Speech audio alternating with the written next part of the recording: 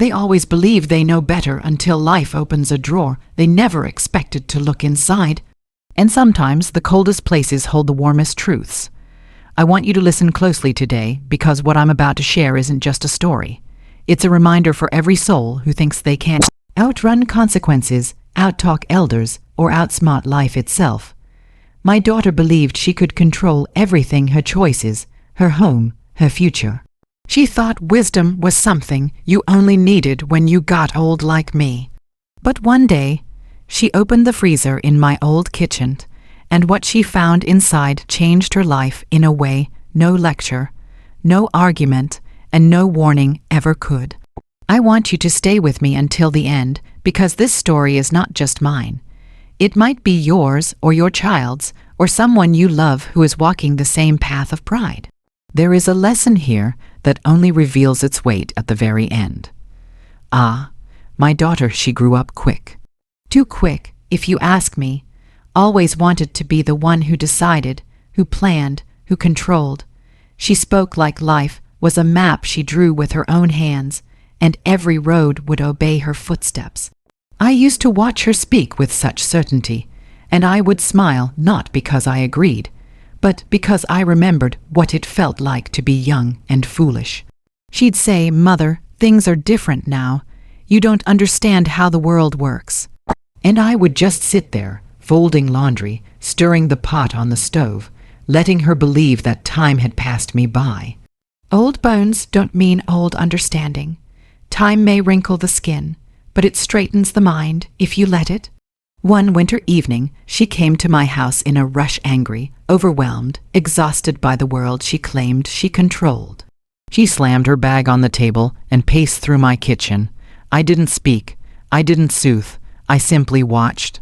She opened cabinets, poured water, and then she pulled open the freezer, maybe looking for ice or something to calm her nerves. But instead, she froze, still as the frost inside.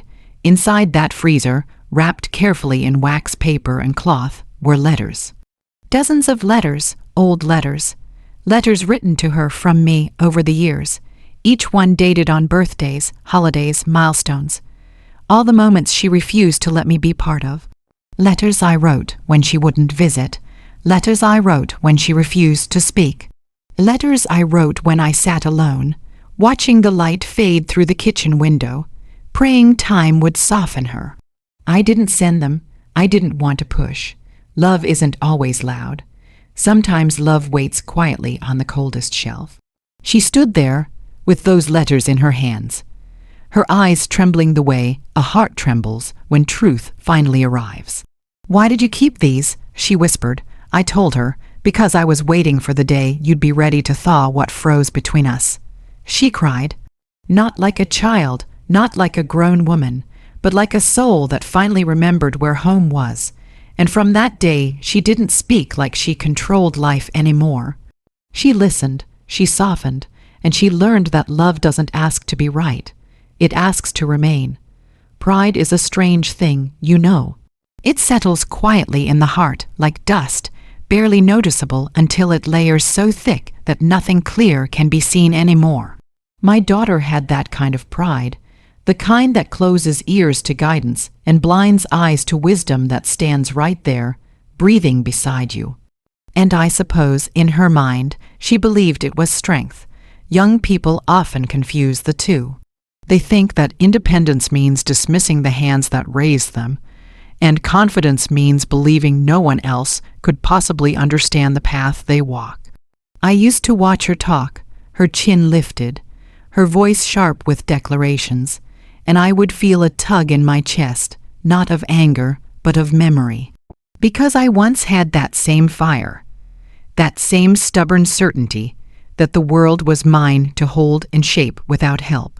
And just like her, I had to learn the hard way that pride is not a shield. It is a blindfold. She would come into the house sometimes and speak at me rather than to me. She would say things like, "Mother, times are different now," or "You don't need to worry, I know what I'm doing," as though age had diminished my understanding rather than sharpened it. I didn't argue, not because I agreed, but because age also teaches another lesson. Some truths cannot be handed to someone. They must be walked into face first before they become real. Wisdom is not in the words spoken, but in the heart that is ready to hear them. And my daughter's heart was locked. Bolted tight by pride, I saw her run herself breathless trying to maintain control of everything: her work, her home, her relationships. She believed she had to hold all pieces together with her own hands, as if asking for guidance would somehow lessen her strength. She feared looking weak far more than she feared falling apart, and so she pushed and pushed until I could see the strain settle in the lines of her face. But still, she insisted she was fine. That was her pride speaking, louder than her truth, louder than her exhaustion. When someone is blinded by pride, they cannot see that love is trying to help, not to interfere. They cannot see that wisdom is not an insult, it is inheritance. I remember one afternoon she sat at my table, scrolling through that little glowing phone of hers, tapping fast, her brow pulled tight. She sighed and rubbed her forehead. I could tell something troubled her. I poured her tea and placed it gently by her hand. She didn't look up. She didn't say thank you. She didn't have to. I already knew she was weary. I said softly, "Sometimes life is heavy, child." And she answered sharply, "I can handle it." There it was, her pride speaking for her, covering her like armor. She did not realize that armor grows heavier each day until the wearer cannot move under its weight. You see, when pride blinds someone, even comfort feels like criticism, and so I stayed quiet. I let life do what words could not. Wisdom is patient. It doesn't force itself into a closed heart.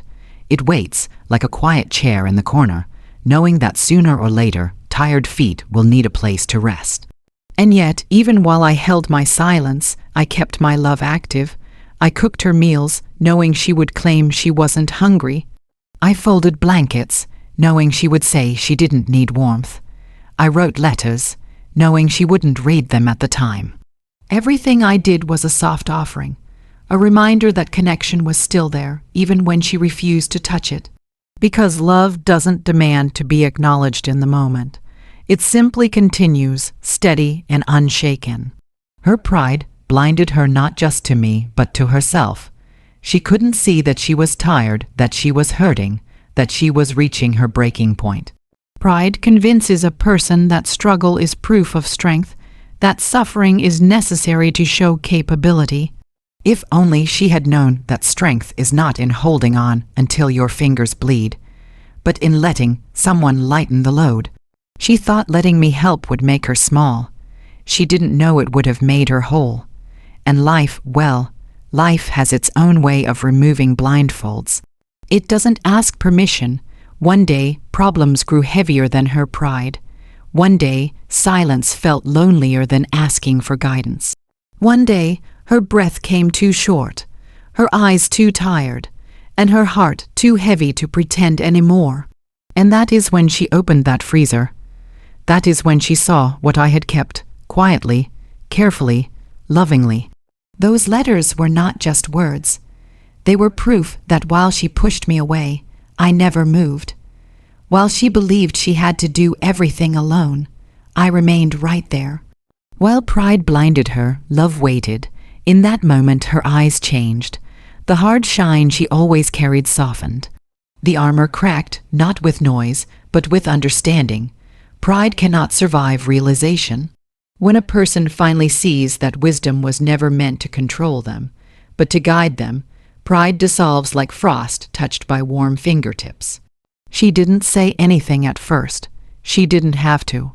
I could see in her face that the blindness was lifting. And I tell you this because pride does not announce itself as a danger. It disguises itself as confidence, independence, clarity.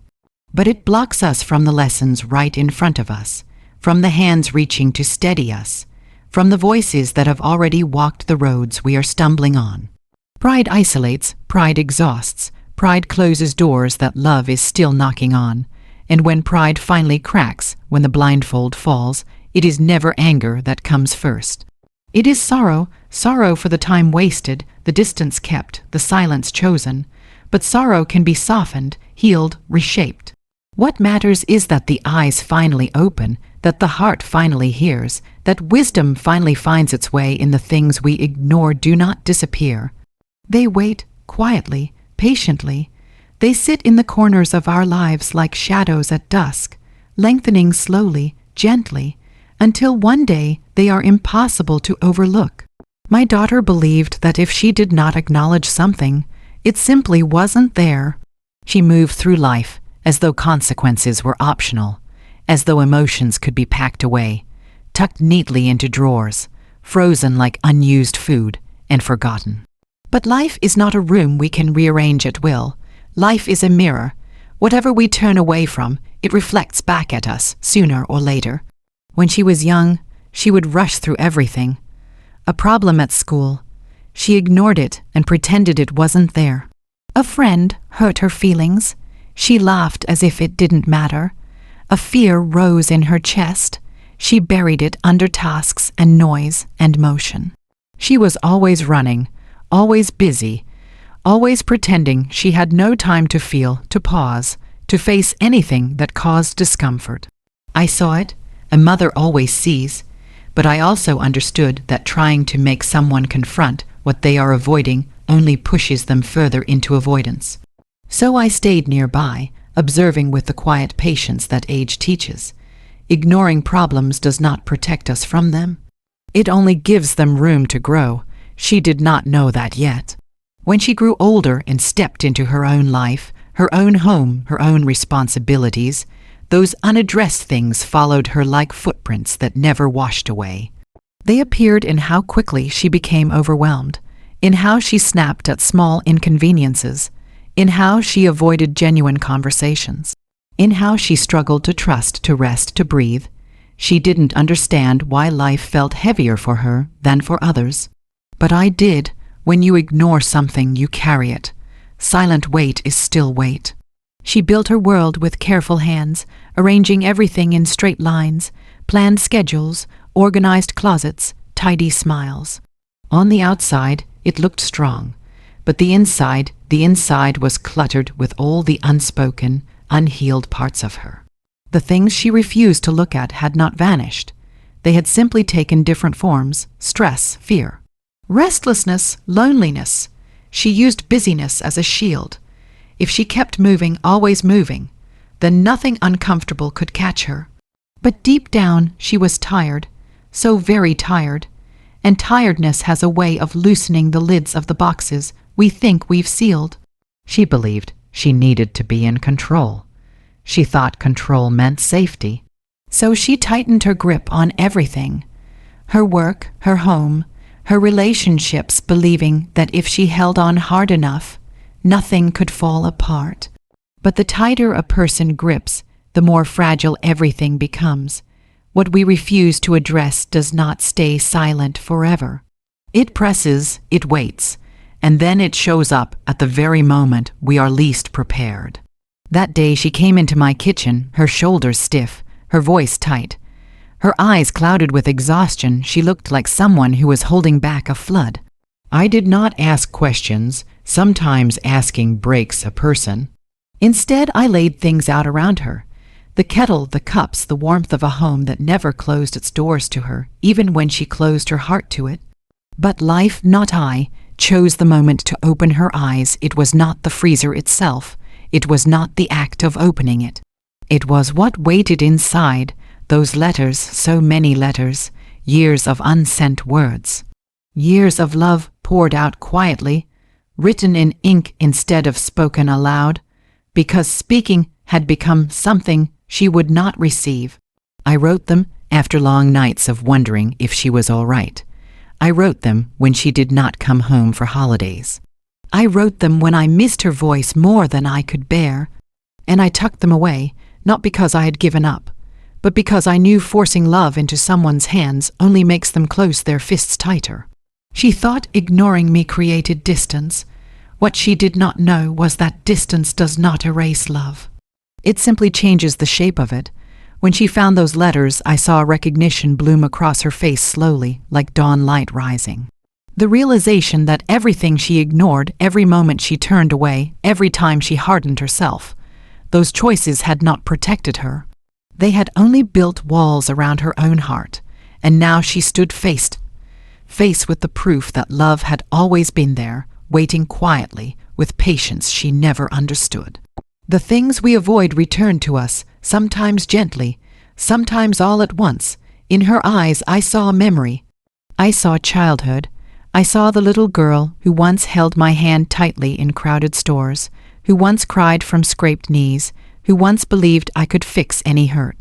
And I saw the moment she realized she had spent years outrunning not pain but love. She held those letters like they were fragile, but the fragility was in her. Her breath trembled, her voice softened into silence, and in that silence I felt something shift inside her. Not loudly, not dramatically, just quietly, like frost beginning to melt under sunlight. The weather inside her heart was changing.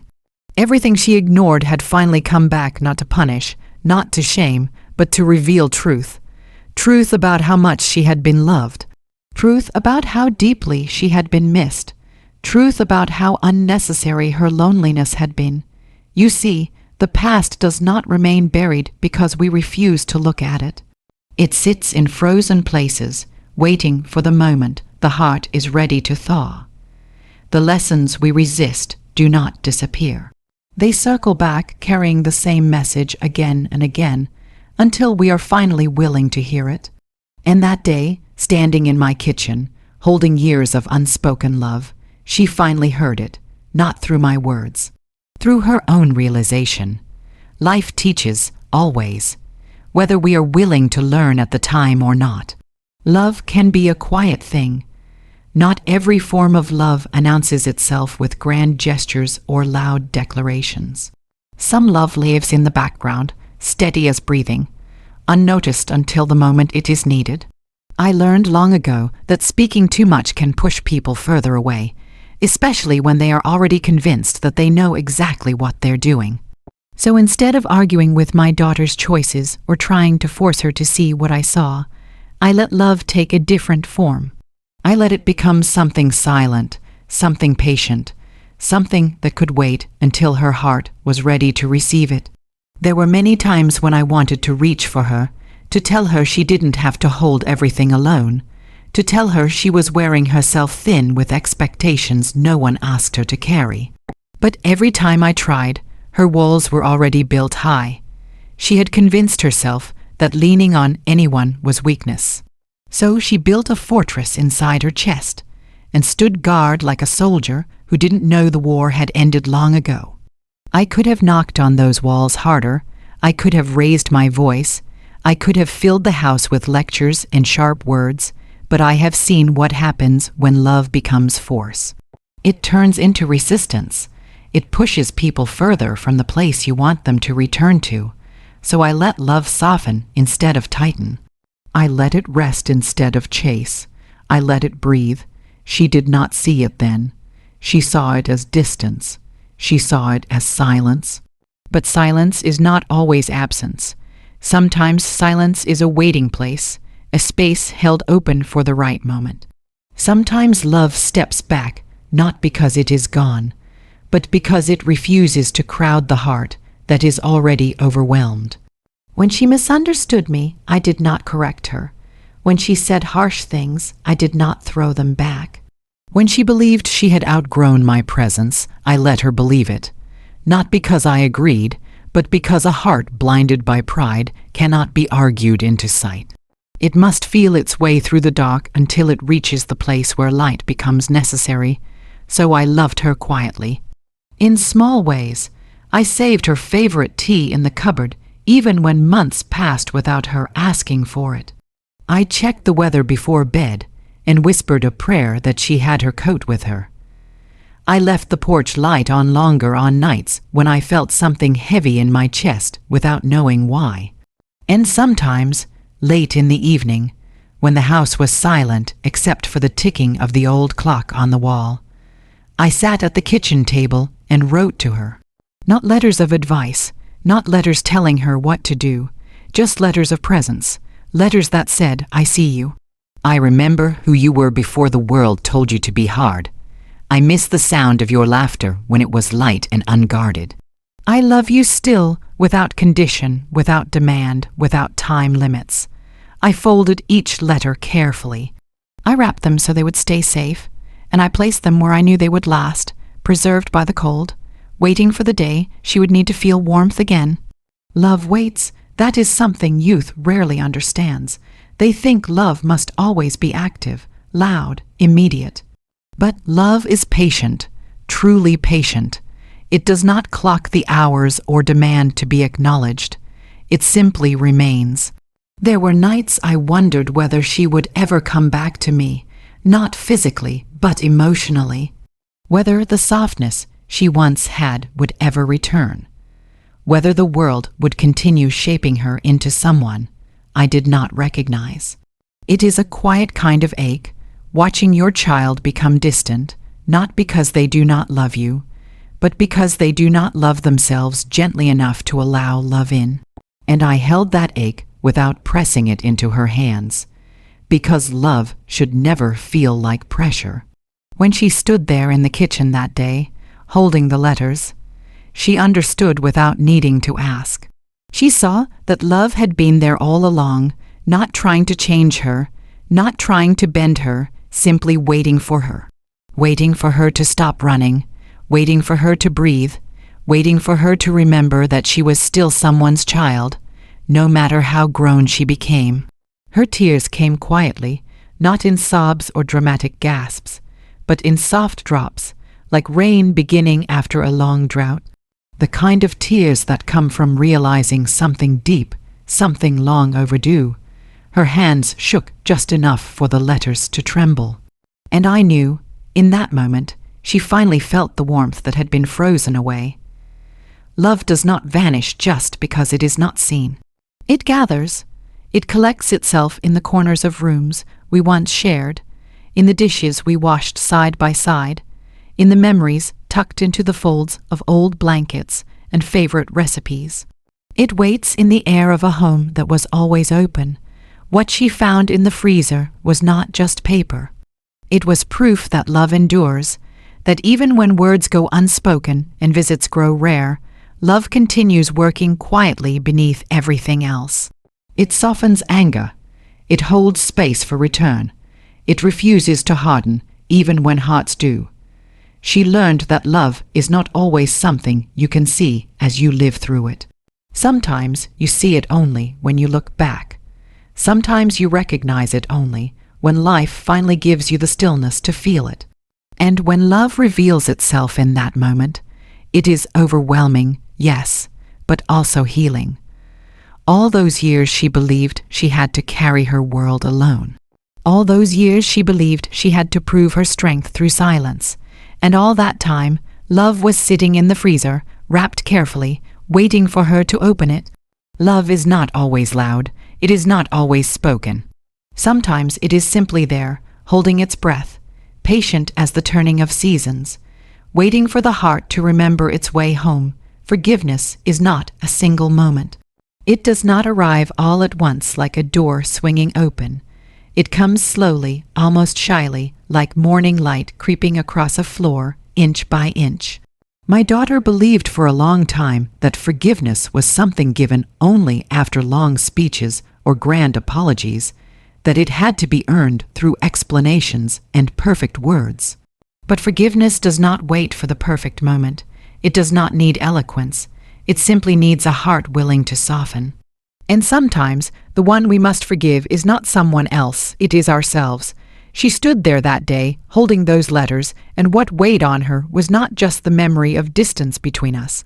It was the realization of all the moments she had turned away. All the times she could have come home but didn't. All the times she spoke sharply, when gentleness would have been easier.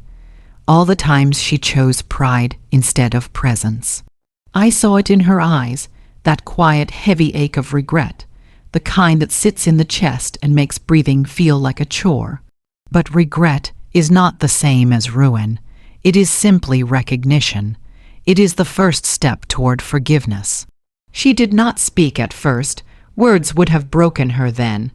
Instead, she sat down at the kitchen table, the same table she used to color at when her feet could not reach the floor, the same table where I placed bandages on scraped knees and slices of warm bread on cold afternoons.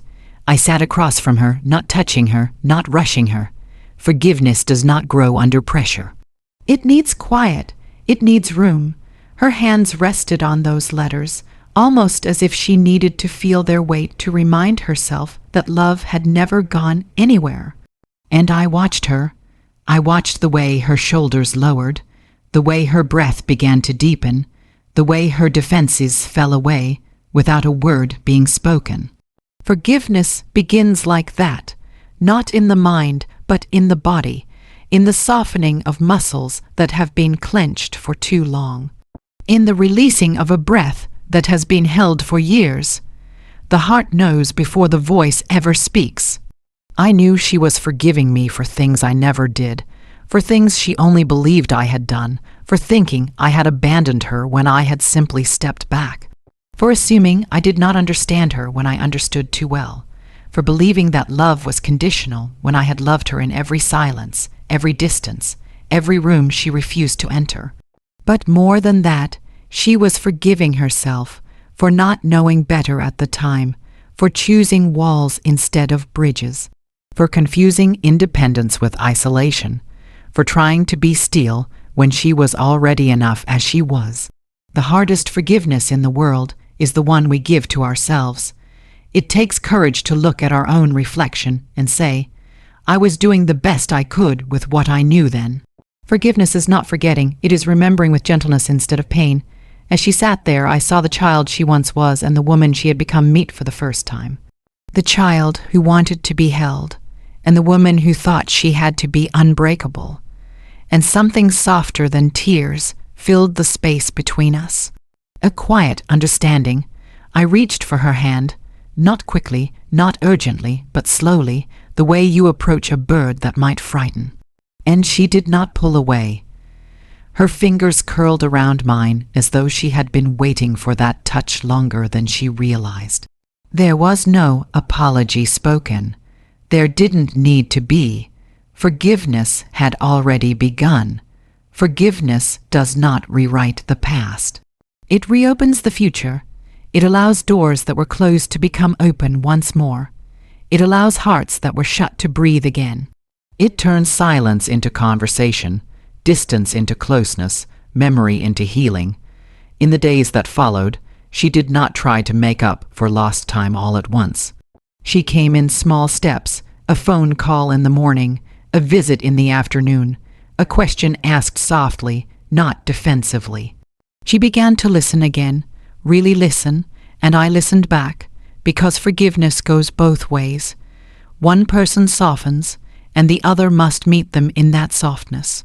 We spoke not of who was right or wrong, not of what could have been done differently. Those conversations do not change anything. Instead, we spoke of now, of how to be present, of how to understand instead of assume, of how to stay open even when it feels vulnerable. Forgiveness melts the cold spaces between people. It does not ask for perfection. It only asks for willingness. I saw laughter return to her, first quietly, then brighter. I saw ease in her shoulders. I saw warmth in her voice when she said my name. Little things, but they were everything. Love returned not dramatically, but naturally, like water finding its way back to the riverbed it always belonged to. People believe forgiveness is surrender. They think it means losing your position, losing your pride, admitting defeat. But forgiveness is freedom. It frees the heart from the weight it has carried too long. It frees the mind from endless arguments and rehearsed justifications. It frees the spirit to feel again. My daughter learned that forgiveness is not about erasing pain, but about choosing not to live inside it anymore. And I, too, forgave her, not because I needed to, but because love had never left in the first place.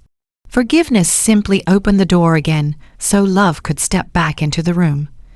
And so we moved forward not as two people who had been wounded, but as two people who had learned. She learned that love is allowed to be soft. I learned that silence can protect love until the heart is ready. And together, we discovered that forgiveness is not the end of something. It is the beginning of something new, something gentler, something real, something that allows the heart to beat without armor and the soul to exist without fear.